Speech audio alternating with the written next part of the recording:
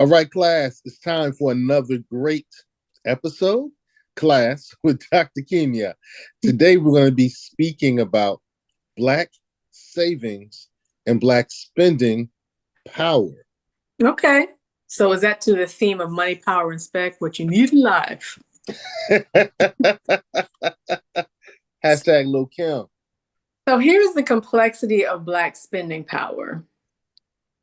It has to be consistent. So examples will be if you patronize businesses daily, most that are not Black owned, many that offer unhealthy foods, a lot of liquor, tobacco, and all types of things, then boycotting something does not have the same effect that people pretend it does, because the boycott is something that's short term and quick. However, for people who think that there's a lot of Black spending power, we have to understand the consistency in that notion, because you still have people who will say there was no such thing as Black Wall Street. There's no such thing as telling our people to develop our own resources, our own wealth building, and our own economic options, because people feel like we're too oppressed to have that. So I tell people, if you don't believe in Black Wall Street, if you don't believe in the cooperative economic plans that have been proposed by our people for more than a century, then that means you really cannot truly believe in Black spending power in terms of boycotting certain places. Because if the money does not matter when it's developing our own people together, UNITY, then why do you want the money to matter to non-Blacks such that things are going to crumble because we're not showing up? So that's something I want our people to understand. It has to be consistency. Consistency is the balance that's needed for our people. It doesn't have to be on any side of the exaggeration. It has to be in the middle where people understand. I was going to do a Moni in the middle thing, but where people understand, She's where so people old understand school. it has to be a true balance to what people are proposing. So yeah.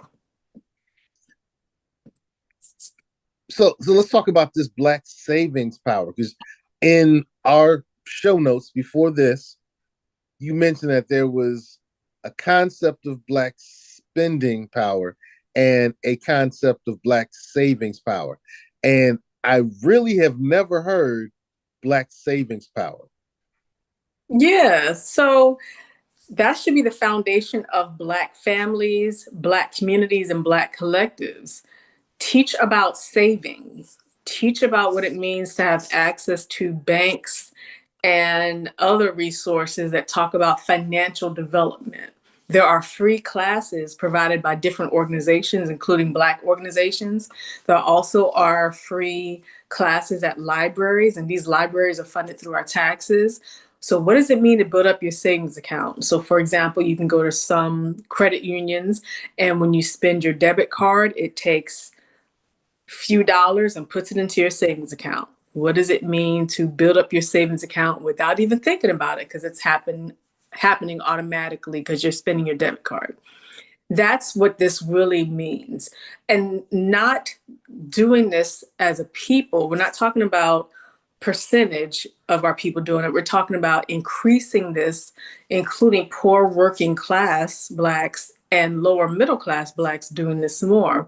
Because if we're not developing that, then truly believe and understand that non-Blacks in particular are not the least bit threatened by boycotts. Because if we're not developing ourselves and each other economically, thinking that we're crumbling something on the other side, it's impossible for that to happen if you're crumbling on the inside as well. That's intriguing. That's something to ponder. That's definitely something to ponder. And I guess the piece that's the most ponderific, if I'm making up terms, Uh-huh. like the most beautifulest thing in this In the world. world, it's just like that. I get in you. The most ponderific part is that I fully believe that there's no power in spending, there's power in investing. But I had never considered that there might be a power in saving. And what you just kind of described was how we can obtain power or obtain resources through savings. Uh, how do you move from savings to power, though, in your paradigm? And in the way that you're describing it, how does one having amassed a bunch of resources really turn into power?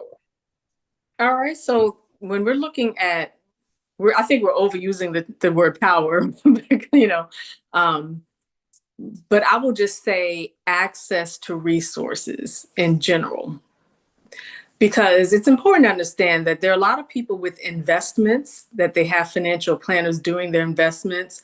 However, as you know, investments do not allow you to pull from the investment if you're struggling financially. It does not allow you to hold over if you lose a job and need something to pull from it. There are a lot of investments and retirement that you can only pull a certain amount per year, even. So that's why financial advisors, and I always refer our people to some legitimate Black financial advisors who are not just on the street corner telling you to give them some money and then they disappear, but there's some legitimate Black financial advisors who do this work. And they will explain that in addition to having these investments, in addition to building up your retirement, you need to also be building up your savings account, because your savings account's what you have access to 24/7, right? So that is something that you can ignore its existence, right? Because you don't have to automatically pull from it, but instead it's there in case you need that safety net and you need to pull from that. And so it's very doable. Uh, we have entire trainings and classes, and we have organizations and individuals who talk about this. I talk about this as well when I do economic development presentations, because I use Harold Cruz, Du Bois, Maggie Lena Walker, and them as some of the foundation of talking about Black economic resources. Because if we pretend we don't have resources, then that's a circular logic that's means it's tautological, which means it's not really logical. And it means that we're 5 centuries in regarding race, and we're still all the way back there. And as a people, we have to be the ones to progress and get past that. Nobody else, that's nobody else's task. That's only our task. So I want people to think about that. Of course, anyone who knows me and they've listened to me many times, I do not support a lot of things that people are outraged over. I tell people your outrage needs to be whether it was effective in the first place for our people. Okay, that needs to be the foundation of whether a topic is a topic that interests you. Is it a topic that's important? Is it something that's truly benefited our people beyond the surface level? So that's question one. Question two, boycotts and all that stuff. What point is it proving for the larger development if what you're boycotting is based on something that never helped our people in the first place? Further, if you're boycotting and now your only topic is the boycott, ruining a business, but there's no conclusion for our people, like building resources within our people, telling our people, here are the resources in your city, in your state, then there's nothing accomplished at all. There has to be longevity in the accomplishment. It can't be something that's a hot topic on these wealthy news stations. It can't be something that's a hot topic. And when we talk about people trying to pretend that everything caused the outcome. So there's different life results. Things like stock options reducing and all that stuff, it doesn't mean that that's happening for one reason. As you know, stock options and all of that changes for various reasons combined. We talk about the same thing when it comes to crime. Crime did not reduce because the mayor put POPO funding and popo in a certain area in Black City, right? Crime reduces for other reasons. So I want our people to understand you can't just look at the numbers. You can't just look at something that's being celebrated. You have to still be critical and conscious and say, is this really having an effect like people are assuming? And even if it was, do we really care and why? Because what is really benefiting our people? When it comes to any place, well, number one, DEI was not ever for us in the first place. So that's just something to highlight. But when it comes to any place, you actually have to see the results.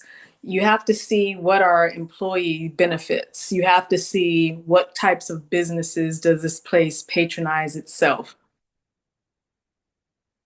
In other words, something that was okay. I will just say that just because Black folks are added does not mean that there's good outcomes. So that applies, and you can look back to affirmative action. So I also share writings, including those from Derek Bell, regarding affirmative action and how it started off quite well, 70s, 80s, and then Black people to this day remain not the majority of people who benefit from affirmative action. So same thing regarding DEI. So when understanding that, this is where our people really need to have and we don't all have to agree with stuff like we don't all have to agree. It's just that this something that's trendy on social media and on internet and news stations appears to be something that's effective. And I want our people to just be more informed and understand that just because something's popular and approved does not mean that it's actually doing something. It doesn't mean that it's changing the game.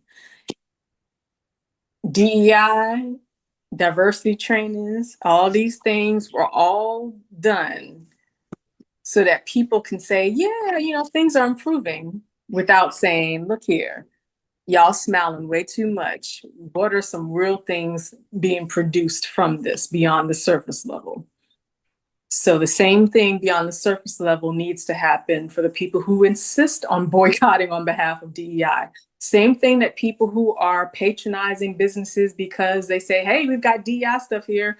If Black folks don't realize that that's a way of marketing to Black people to get quick support from Black people without really proving stuff from Black people, that's an age-old tradition of tokenism, as my phone keeps falling down. That's an age-old tradition. That's an age-old tradition, and something yours is falling now. That's an age-old tradition of tokenism that Black people are easily angered, we're easily impressed, and we don't require evidence because Black people pretend that evidence, data is only for those formally educated Negroes. I want our people to understand that actually reading, learning, finding data, and looking at outcomes, not just shouting about outcomes at protests and boycotts and stuff, but actually looking at outcomes, that's something that our people have done for centuries, including those who were not formally educated. Like when I do the writing piece about Amabalo, Fannie Lou Hamer, these are people, even if they had a stern voice, they were not formally educated and they wanted to see actions and results and not just demanding things. So this is where if our trying to make $1 out of 15 cents, it's hard to be legit and still pay the rent. When you're looking at all of these details that are required, you have to know what is going to be the next step. Because I don't want to tell our people that everything's going to fail, because I love, support, respect our people. I appreciate what Jamal Bryant is doing. I appreciate what other people are doing regarding this as far as our people. But that doesn't mean it's something that's effective. It's just that I respect it because we don't all have to believe the same thing and do the same thing, but the result is still going to be the same outcome. Now, the CEO of Target reached out and met with Pastor Reverend Al Sharpton. Why? It was surrounding the DEI initiatives. So a lot Yes. of people are asking these questions. Why did they choose Al Sharpton? Al Sharpton is not the representative for all of us. Why is Al positioning himself as this? Another question is, why did they go to Al Sharpton when Jamal Bryant has a more organized boycott, and Al Sharpton never organized the boycott and simply said he would support the idea? And so it's a lot of questions that are kind of populating. I'm thinking, and I would love to get your thoughts on this. I'm thinking it's just another distraction. I don't know why our people love to ask questions. This is where data is important. We literally have generations of data regarding this. Al Sharpton is loved by white liberals, which is why he's on MSNBC. Okay. The least effective thing for our people are the most celebrated things for our people. The things that work the least to benefit our people and have us still needing some saviors, that's what's celebrated by everyone else. So Al Sharpton is perfect for that. Okay. And it's a perfect model for everyone being happy together and pretending there's some kind of outcome. The CEO for Target did that, time waster. But either way, I want our people to understand something. The moment you're talking about boycotting this one store, remember who owns the unhealthy restaurants walking distance from a lot of Black people's places of residence. Remember who owns the convenience stores, the liquor shops, the tobacco shops. Now everyone's so excited about vaping and different flavors. You know, on all these different corners, you can find fake CBD oil and all this stuff. Most of it is not owned by Black people. A lot of it's owned by actually Asians. Okay. So it actually makes a lot more sense to boycott that every day and stop consuming this and stop spending like $50 a week on that instead of worrying about DEI stuff that never was for us in the first place. But again, that would be a more long-term effect and also was explained by Harold Cruz when he talks about the crisis of the Negro intellectuals. Al Sharpton's an example of a Negro intellectual in crisis. He talks a lot. But in terms of the outcome, it's, well, I thought things would change. What you thought things would change, what you was like burning some candles or something. This is what Harold Cruz criticized about the crisis of the Negro intellectuals. Our people love having leaders who talk a lot, who will boycott some stuff, who will mark down some streets.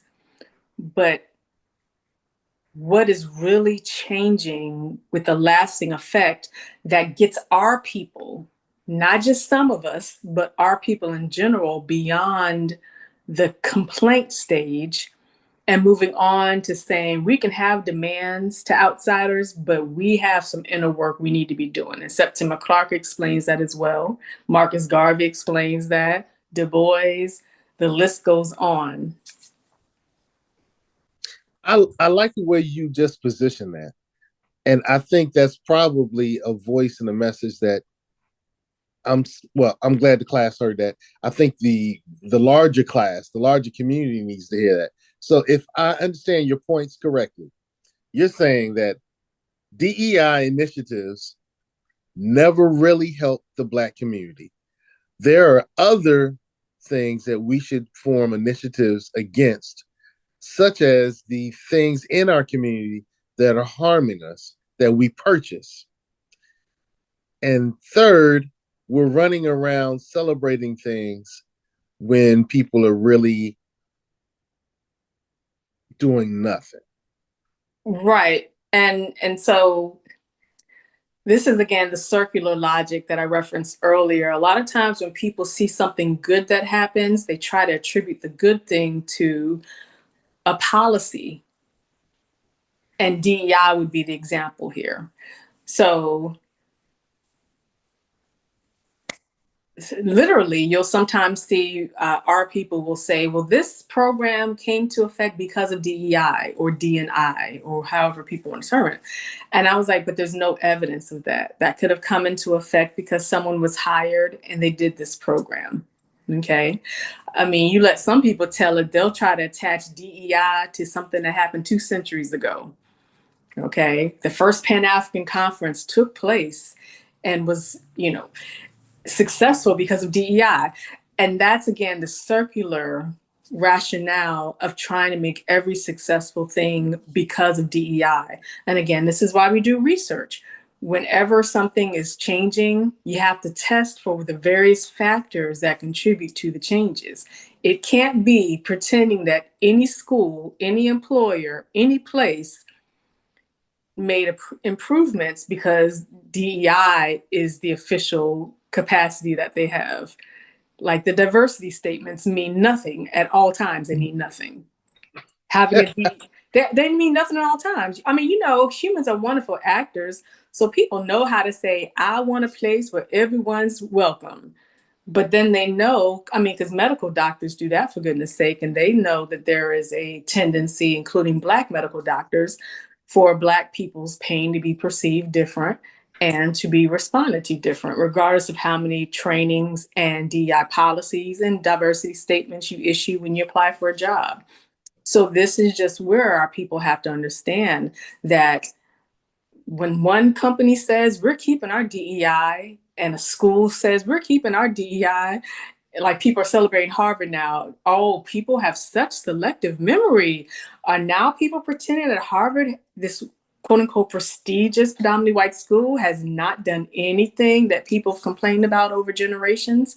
Oh, see how quick and easy it is for places to be supported just for saying no for something that's actually quite simplistic and basic. And they have a lot of attorneys and financial sponsors helping them do that.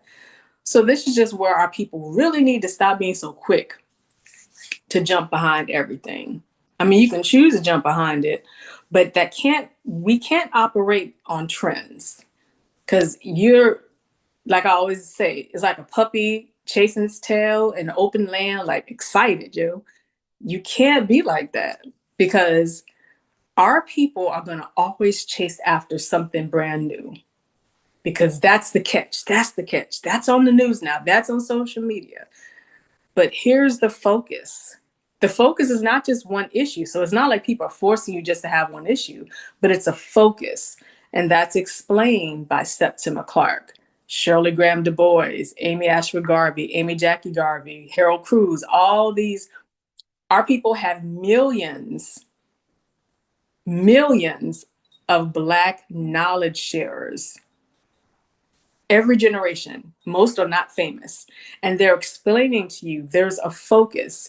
You can notice stuff in your peripheral vision,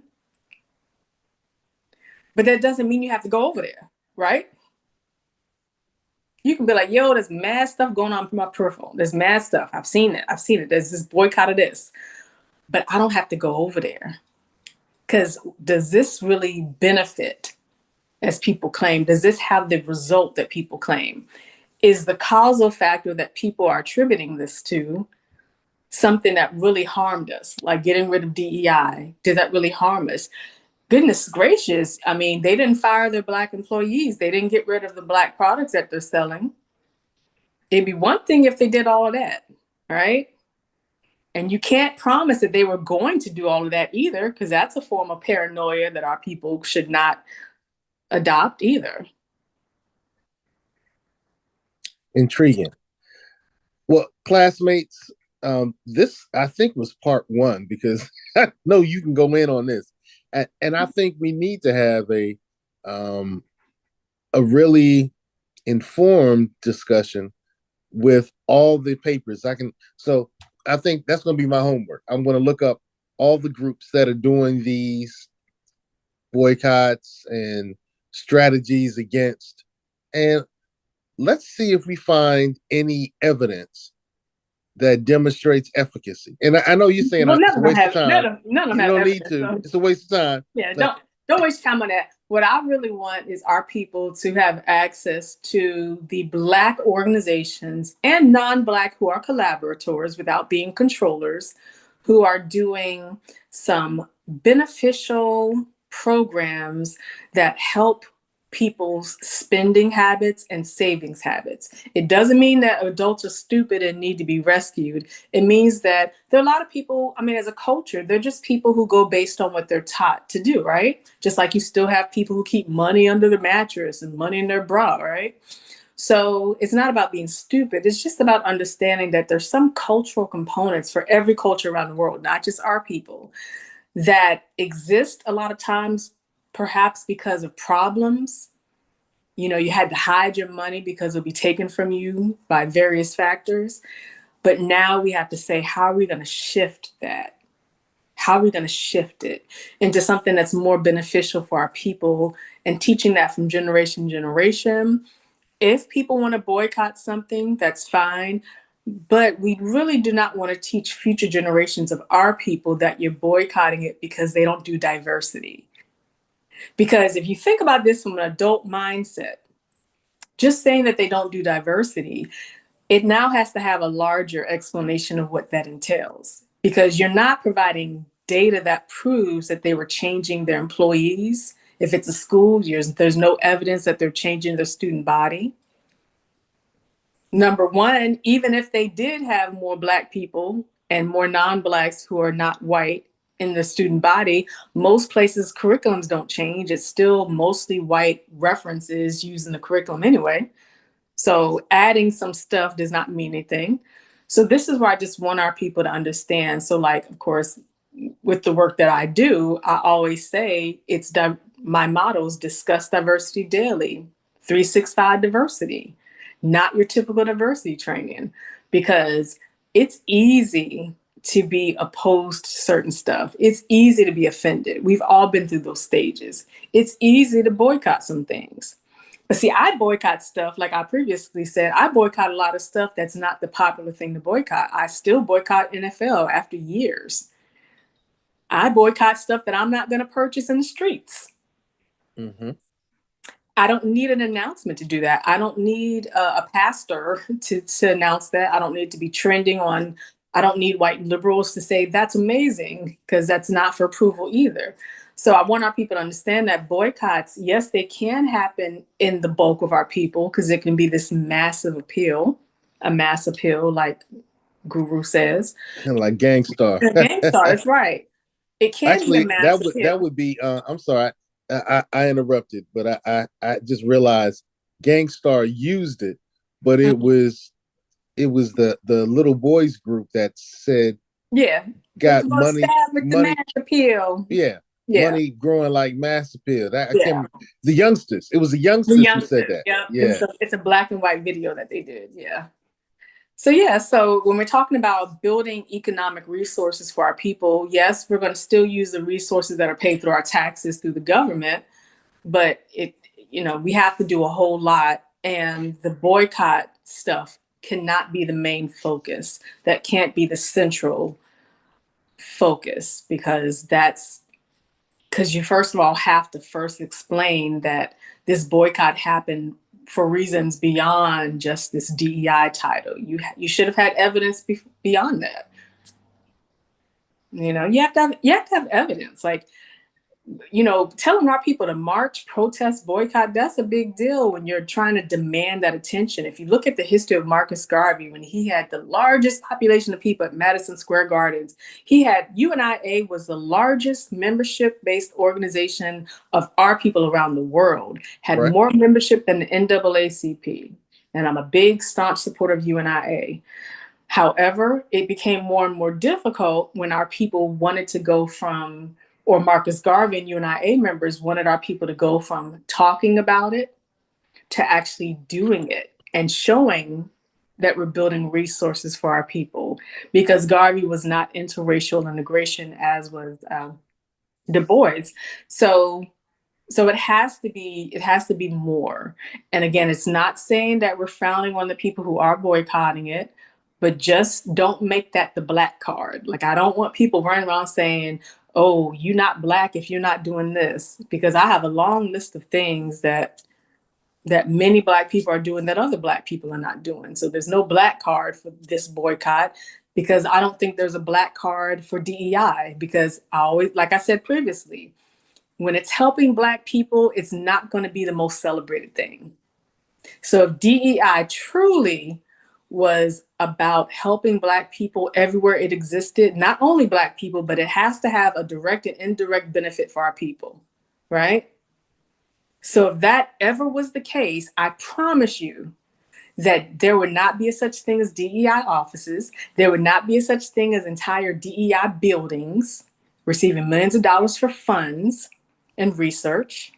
There would not be a such thing as DEI protests and demands from citizens and politicians. If DEI was about Black people, it would have been silenced a long time ago, similar to affirmative action. I don't think we need to go any further. I So think you just said it all, Doc. yeah, so the economic part. So we don't need DEI training for economic development. So there are some organizations I want to talk about an equity-based approach to wealth building. But a lot of times when they talk about that, even they do it based on oppression talk. So as Black people, we don't need more oppression reminders, because that's like surface level, right? We need to go beyond the oppression talks, as our people have explained for centuries, and as Africans, we've explained for thousands of years. We know about the oppression. So if you go to any wealth building, it doesn't mean becoming a millionaire. It means reducing the likelihood of paycheck to paycheck, especially for future generations. There's still going to be struggles, but you're buffering some of that. So there are going to be trainings and resources that do talk about how financial inequities do disproportionately, based on population size, impact Black people, those of us here for centuries, not migrant populations of Africans. They'll talk about that, but that does not deserve a DEI stamp. So every time discussions of demographics and cultures are discussed, does not mean it's a DEI effort. Okay. A lot of times people do that when they see something that's an equity based, justice based format, talking about race, sexuality, gender, anything. People are like, yeah, DEI is really working. This has nothing to do with DEI. You all just love to throw those acronyms on stuff because that solidifies your belief that DEI is where it's at and humans were failing before DEI existed. And that's just, again, that's a faulty logic. It's not based on results and outcomes. And I will stop there then. Well, class, this has been another great episode of Doc Kimya's class. If you can identify all of the hip hop references we dropped. We struggled on the youth video. I saw them on Instagram or something like that, but we struggled on that last video. The youngsters. Yeah, the youngsters. Yeah. If you can identify the name of the artist, the songs that we kind of reference, put it in the chat. Let's have some fun with it. And we'll see you on the next class.